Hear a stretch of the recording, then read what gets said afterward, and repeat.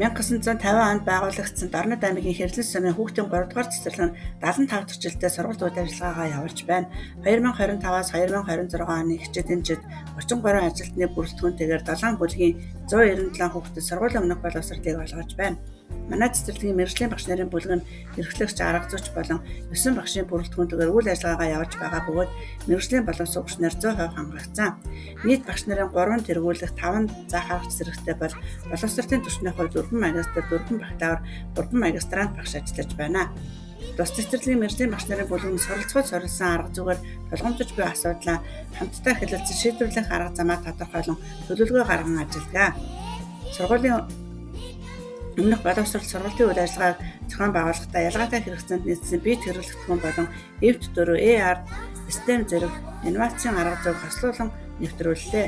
Ингэснээр хүүхдэд харах, барих зэрэг мэдрэхүүн оролцоотойгоор давтангаас суралцах, бие даан туршиж бүтээх таатай орчин бүрдүүлж байна. Дижитал болон интерактив хэрэглэгдэхүүн ашигласнаар сургалт үйл ажиллагаа сонирхолтой болж багш нь мэдээлэл дамжуулагч бус чиглүүлэгч, дэмжигч үүргээр ажиллах боломж бүрдсэн.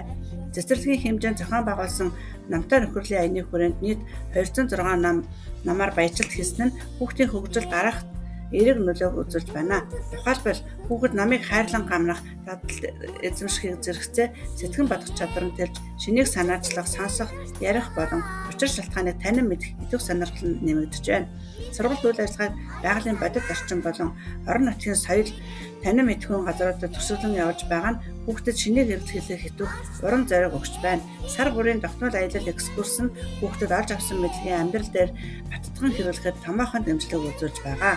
Хүүхдийн хөгжил төлөвшөлт эцэг хасран хамгаалагчийн оролцоог нэмэгдүүлэхэд онцгойлон анхаарч сургалтын шинжилсэн хөтөлбөрийн дагуу хамтын ажиллагааг идэвхжүүллээ.